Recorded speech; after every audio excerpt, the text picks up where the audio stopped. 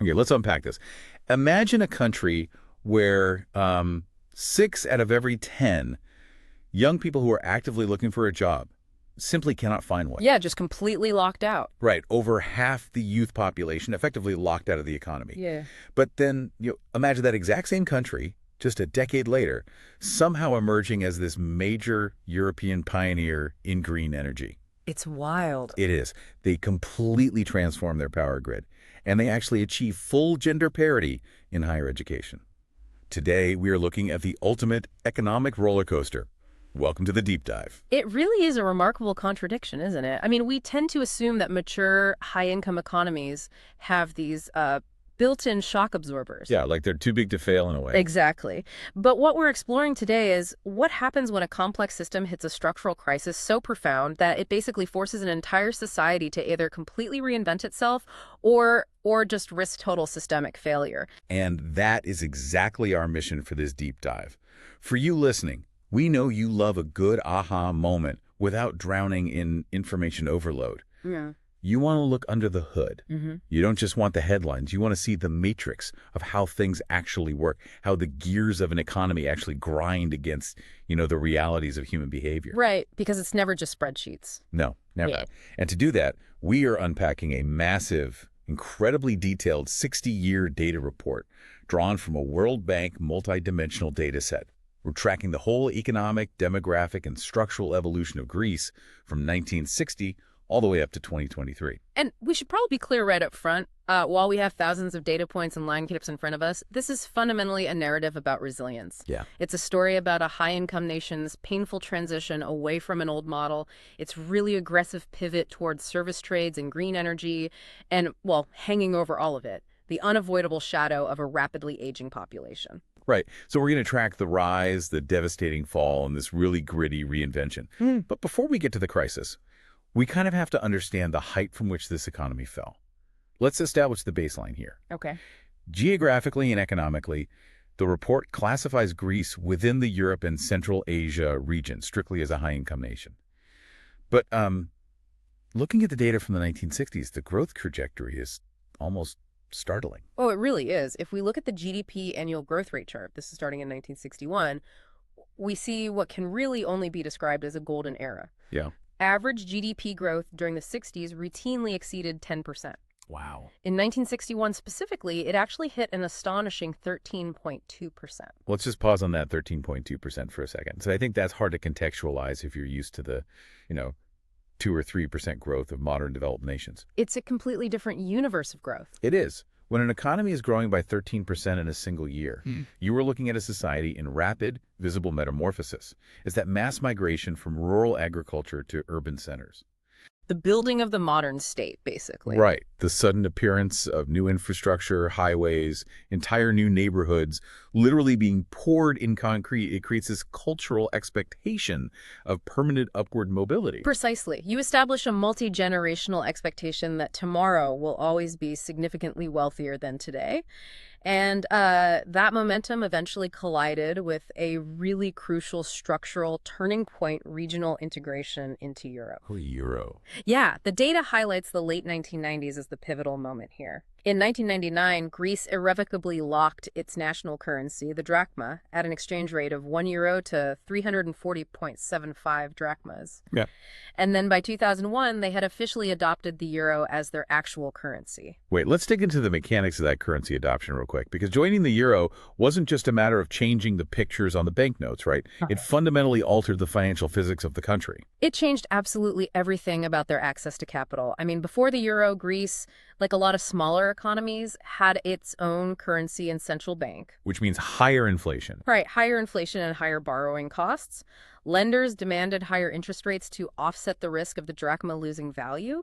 But the moment they locked into the euro... So risk disappears. Exactly. The financial markets essentially began treating Greek debt as if it were backed by the entire European bloc. Which means suddenly the Greek business or the Greek government could borrow money at interest rates that were virtually identical to what, Germany was paying. Yes. It unleashed just a tidal wave of cheap credit. This fueled a massive boom in consumption, real estate, government spending. The Olympics, right? Yeah, you can see the culmination of this boom in the data as we approach the 2004 Athens Olympics.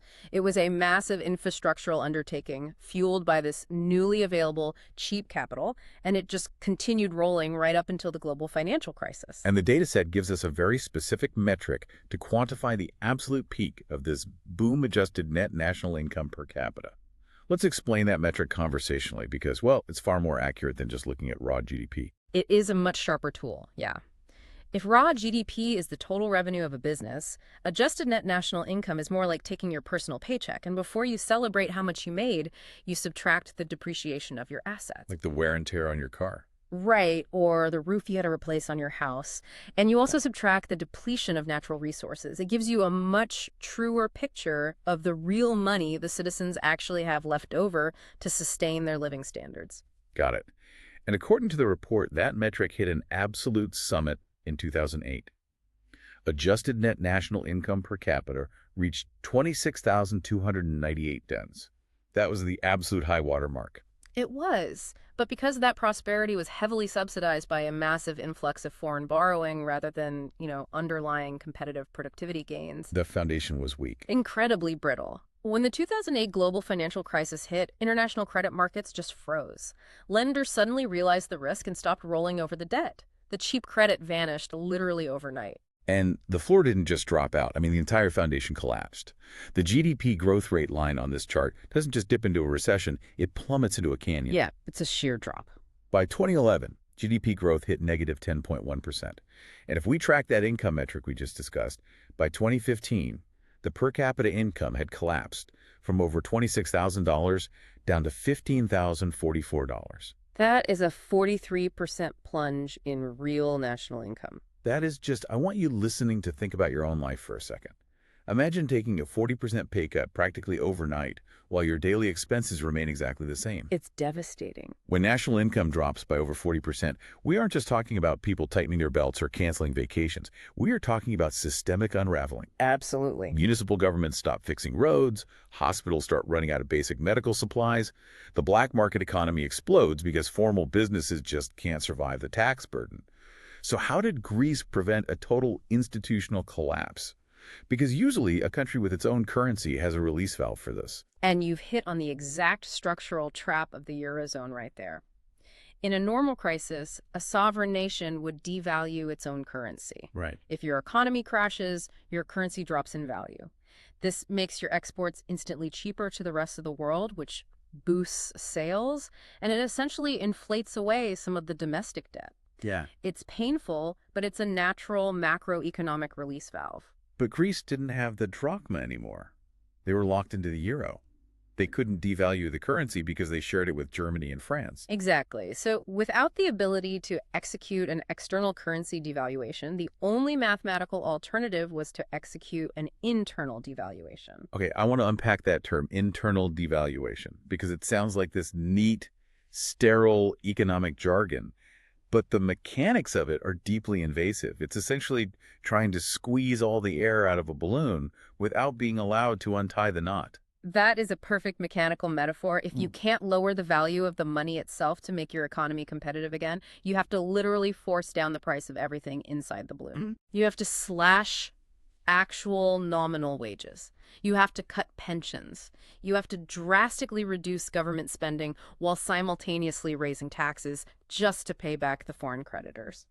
And they were forced to do this because of the bailout conditions, right? Yeah. The European Union and the IMF provided emergency liquidity to prevent the banking sector from completely failing. But the condition was the implementation of these severe austerity measures. Yes. The bailouts were basically a structural tourniquet. They provided the cash needed to prevent a sovereign default, which stopped the immediate bleeding of the state. But a tourniquet hurts. Oh, it causes immense tissue damage to the domestic economy. When you raise taxes and slash government spending during a recession, you are actively destroying domestic demand. Businesses close because no one is buying, which leads to layoffs, which means even fewer people are buying. It's a death spiral. Which brings us to the rebound data, because we do see a shift eventually. The tourniquet was excruciating, but the data shows a pulse returning. Fast forward to 2021, the GDP bounced back with an 8.4% growth rate, and that per capita income crawled back up to $17,262. The recovery is real. The trajectory finally shifted upward, but it's vital to look at the gap. $17,000 is still nowhere near the 2008 peak of $26,000. It is a smaller, fundamentally altered, and heavily scarred economy. And that scarring is most visible when we look at the human cost. It's one thing to look at GDP on a chart, but what does a 43% income drop actually do to the human beings trying to make a living? How does a society absorb that level of shock? The labor market data in this report is where the macroeconomic abstraction becomes just a stark, unignorable reality. Let's look at the baseline first. In 2008, right at the peak of the boom, total unemployment in Greece was 7.8%. Which is totally normal. That's a healthy churn of people moving between jobs. Very manageable. But as that internal devaluation kicked in, as small businesses shuttered and government contracts were canceled, the labor market just disintegrated. By 2013, the total unemployment rate had spiraled out of control to a historical peak of 27.7%. That is wild. More than 1 in 4 people in the labor force who actively wanted to work simply could not find a job. But as staggering as that total number is, it obscures what I think is the most alarming data point in the entire 60-year report. The youth numbers. Yes, the youth crisis. When we filter for young adults ages 15 to 24, the youth unemployment rate hit a mind-bending 58.7% in 2013. 6 out of every 10 young people actively looking for work were rejected. And there's a secondary metric that tracks alongside this, which is arguably even more damaging. The total NEET rate reached 29.1%. Let's explain what NEET means in this context and why it's so critical. Yeah, so NEET stands for not in employment, education, or training. It is a much more severe indicator than standard unemployment. Because they're totally disconnected. Right. If you are 22 years old and unemployed, but you've gone back to university or a trade school to ride out the recession, you are still building human capital. You are preparing for the recovery. But a NEET rate of nearly 30% means almost a third of the entire youth population is completely disconnected from any system of economic participation. Okay. They are sitting idle. What are the long-term mechanics of that? I mean, what happens to a 23-year-old who spends 4 years completely locked out of the system? What's fascinating here, fascinating and tragic, is the concept of structural scarring. The damage compounds on multiple levels. First, there's the immediate loss of tax revenue, sure, but the deeper damage is the loss of skill development. Right, that crucial window. Exactly. The transition from formal schooling to the workplace is critical. It's when young adults learn professional norms, get hands-on training, build their initial networks. When you amputate that developmental phase for an entire cohort, you don't just lose them for a year. Their lifetime productivity is permanently stunted. Because even when they eventually find jobs at, age 28 or 30, they are years behind in experience, meaning they'll earn less over their entire lives. Yes, it's the literal definition of a lost generation. And the ripple effects of that alter the entire social fabric. I mean, if you are 25, living with your parents, relying on your grandparents' reduced pension to buy groceries, and you have no career prospects, you don't buy a house. Right. You delay marriage. You absolutely delay having children. We are going to see how that massive delay feeds directly into the demographic crisis in a minute. But before we get there, there's a fascinating nuance in the poverty data here.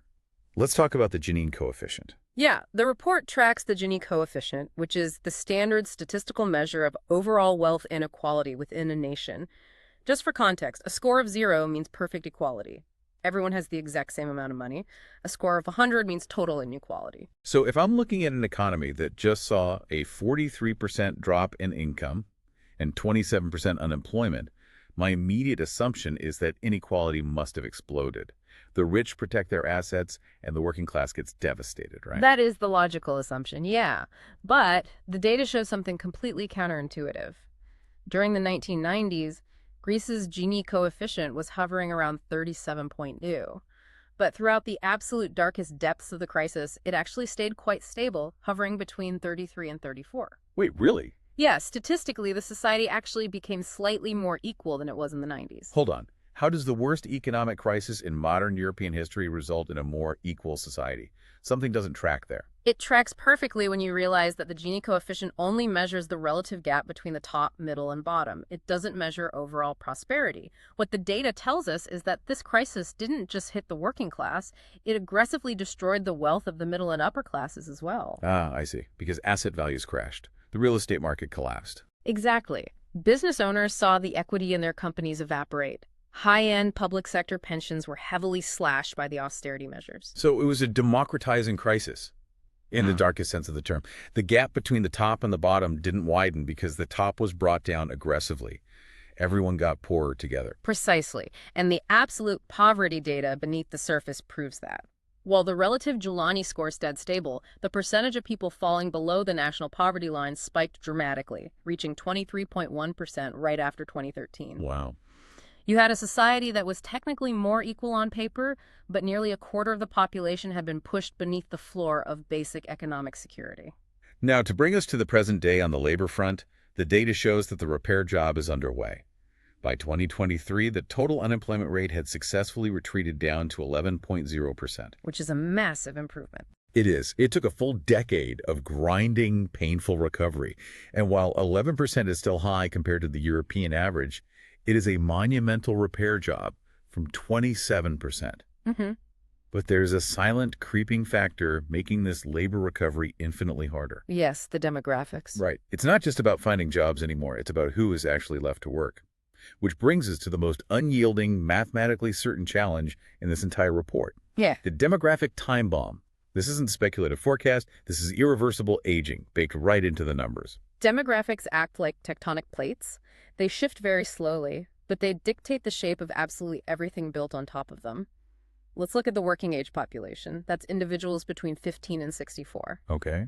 In 1960, this group made up 66.1% of the total population. It grew steadily, hitting a peak of about 67.3% in the 2000s. That was their maximum ratio of productive workers to dependents. But then, correlating almost exactly with the onset of the economic crisis, that decline accelerates sharply. By 2023, the working age population had dropped to 62.8%. And to truly understand why a drop of a few percentage points is a macroeconomic five-alarm fire, we have to look at what is happening at the two extremes of the age spectrum. We need to analyze the dependency ratios. Right. So for you listening, a dependency ratio is a pretty straightforward concept. You take the number of dependents people who are generally out of the labor force, so kids and retirees, and compare them to the working age population.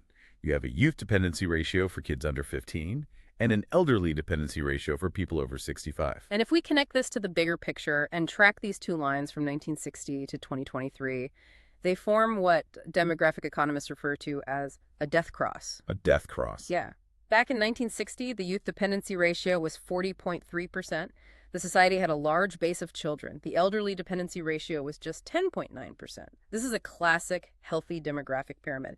You have a massive base of young people coming up the pipeline to eventually support a relatively small group of retirees at the top. But if you follow the data forward to 2023, the youth dependency ratio has been effectively halved, plummeting to 21.0%. The birth rate just collapsed. Meanwhile, the elderly dependency ratio has violently surged from 10.9% up to 38.1%. If you graph this, the lines literally cross. The society has fundamentally inverted its age structure. Let's explore why this death cross matters so much. Because a lot of people might just think, okay, fewer kids, more older people, societies change. Yeah. But modern economies are explicitly designed around that old pyramid shape, aren't they? They absolutely are. Modern social safety nets, specifically public healthcare systems and pay-as-you-go pensions, are essentially state-run intergenerational chain letters. That's a great way to put it. The taxes collected from today's workers are immediately paid out to today's retirees. The system only remains solvent if you have a broad, expanding base of young, tax-paying workers funding a smaller peak of retirees. But when that elderly ratio climbs to nearly 40% while the youth pipeline collapses to 21%, the financial math just breaks. It shatters. Extremely low birth rates mean the Social Security and healthcare burden is growing exponentially heavier on a shrinking base of young workers. The state has to tax those young workers more aggressively to support the retirees. Which makes it even harder for the young people to build wealth, buy homes, or have kids of their own. Exactly. It is a vicious, self-reinforcing cycle. I have to push back on this a little bit, though. Yeah. Let me play devil's advocate. We just spent the last segment talking about a historical 58% youth unemployment rate. If you have an economy that fundamentally proved it could not create enough jobs for its young people, isn't a shrinking youth population somewhat of a relief valve for the job market? It's a highly logical question and honestly a very common assumption. But it falls into a classic economic trap called the lump of labor fallacy. It assumes the number of jobs in an economy is a fixed pie, and if you have fewer people, everyone just gets a larger slice. Right, fewer people fighting for the same 100 jobs. But jobs are not a fixed pie. Jobs are created dynamically by demand, and a lack of young workers destroys the domestic consumption base. Think about who really drives an economy. The young people. Yeah, people in their 20s and 30s are the ultimate consumers. They are renting their first apartments, buying furniture, taking out loans for cars, going out to restaurants, and eventually having children who need clothes and schooling. They are the engine of domestic spending. So when the youth population shrinks, domestic demand shrinks with it. Exactly. When businesses see fewer customers, they scale back operations, which means they create fewer jobs. So no, shrinking the youth cohort doesn't solve the unemployment problem by thinning the crowd. It shrinks the entire economic engine required to support the elderly. That is a chilling reality to face. You have the trauma of a massive macroeconomic contraction, deeply compounded by a mathematically inevitable demographic contraction. If we were to stop the deep dive here, it would be a purely pessimistic story. It really would. But, and this is crucial, societies are living organisms. When subjected to immense stress, they adapt. And the World Bank data reveals that in response to these crises, Greek society and its people began to structurally evolve in some highly optimistic ways. Let's look at the silver linings. The most prominent structural adaptation we see in the data is a massive generational pivot toward human capital accumulation. When the traditional avenues of wealth building were blocked by the crisis, the population aggressively pivoted to investing in education. The numbers here are an incredible human capital success story. The report tracks the percentage of the population over the age of 25 holding a bachelor's degree or higher. Back in 1981, it was just 7.6%. Very small. Right? But over the following decades, and noticeably accelerating right through the teeth of the economic crisis, that number exploded. By 2021, 28.9% of the adult population held a bachelor's degree or higher. They practically quadrupled their highly educated demographic. And we need to ask why this acceleration happened during a crisis. It connects directly to the youth unemployment data we discussed. If you are 18 years old in 2012 and youth unemployment is marching toward 58%, the opportunity cost of staying in school drops to zero. Because there are no jobs to give up anyway. Exactly. You aren't giving up a lucrative entry-level salary to go to university. So families poured whatever resources they had left into keeping their children in the educational system to ride out the storm. And this wasn't just a general across-the-board increase. There's a very specific demographic driver behind this education boom. Yes. The data shows this boom was driven disproportionately by women. By 2021, the percentage of women with a bachelor's degree reached 29.0%, officially surpassing the rate for men, which sat at 28.8%. Oh, wow. Yeah, we're looking at the achievement of full gender parity in higher educational attainment. And what's brilliant is that this educational achievement didn't just stay isolated in the classroom. It forcefully translated into the labor market, radically altering the traditional gender dynamics. Let's look at the workplace gender gap data. In 1981, there was a massive 45 percentage point gap between male and female labor force participation. It was a deeply traditional single-earner model. Right. But fast forward to 2023, that massive 45% gap has shrunk to roughly 15%. Female labor force participation has climbed to 45.0%, while male participation sits at 60.3%. And this is exactly the counterbalance we were looking for. Right, regarding the shrinking population. Exactly. When we discuss the demographic time bomb, the terror is that the total pool of working-age people is shrinking. If you have a shrinking pool of potential workers, the only mathematical way to maintain economic output is to increase the percentage of that pool who are actively working and increase the value of their work. You substitute quality for quantity. Precisely. The influx of highly educated women into the workforce mitigates the demographic decline. By dramatically boosting the skill level of the national labor force, they are increasing the productivity per worker. It's an inspiring structural shift. So with a more educated, heavily female-empowered workforce, what exactly is Greece producing and trading? If domestic demand was crushed by austerity, what is their lifeline? This brings us to the fascinating two-sided coin of their modern economy. Trade is the ultimate objective test of a country's macroeconomic competitiveness. And when we look at the trade balance data for Greece, we see two entirely different structural stories running in parallel. Here's where it gets really interesting. When it comes to physical, tangible goods manufacturing, electronics, vehicles, but Greece is in a long-term entrenched deficit. They import far more physical stuff than they export. But when you flip the coin and look at services, they are an absolute powerhouse. Yes, the Greek economy has become highly reliant on service exports. This is primarily driven by two massive pillars: international tourism and global maritime transport. By 2021, the service trade accounted for a massive 36.5% of the country's total GDP. I think an analogy helps crystallize this. Looking at this data, the Greek economy operates kind of like a household that buys all its physical goods, groceries, cars, electronics, and credit from the neighbors. If you just looked at their physical consumption, you'd assume they were going bankrupt. Right. But they managed to stay afloat because they are running an incredibly lucrative high-end Airbnb out of their property, and they run a global logistics business out of the spare room. That is a highly accurate way to visualize it. The physical goods deficit is offset by the cash flow from services. Yes. And we can see the immense stress of balancing that national household budget when we look at the external balance data, specifically the current account. The current account being essentially the nation's checking account with the rest of the world. Exactly. And this specific data point is a roller coaster. In 2008, right before the crash, Greece had a terrifying current account deficit of negative 14.7% of GDP. Let's contextualize that. What does a 15% deficit actually mean on the ground? It means you are living vastly unsustainably beyond your means. You are importing massive amounts of foreign goods every single year just to maintain your daily level of consumption. It is the very definition of an economic bubble. But then, the internal devaluation and the brutal austerity kicked in. Imports collapsed because people literally couldn't afford to buy foreign cars anymore. Meanwhile, they doubled down on exporting services. And through a decade of immense pain, the report shows that by 2015, they had brought that terrifying deficit to an almost perfectly balanced negative 0.9%. It was a monumental achievement in balancing the books, but, and this is a critical but, the data shows that this balance was incredibly fragile.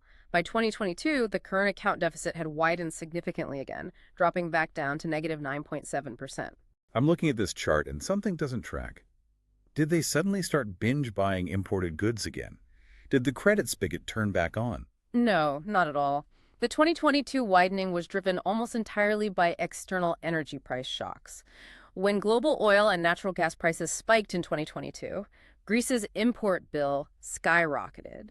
And this reveals the ultimate vulnerability of their economic model: reliance on imported fossil fuels. Right. You can run the best Airbnb on the block, but if you have to send all those profits abroad to buy the expensive imported energy required to run the operation, you remain fundamentally vulnerable. You aren't truly independent. Exactly. Which leads us directly to the final structural pivot revealed in this data set, because the state recognized this vulnerability, and it sparked a quiet but massive revolution. The Green Dawn. This is a dramatic transformation that often flies completely under the radar, but the data is undeniable.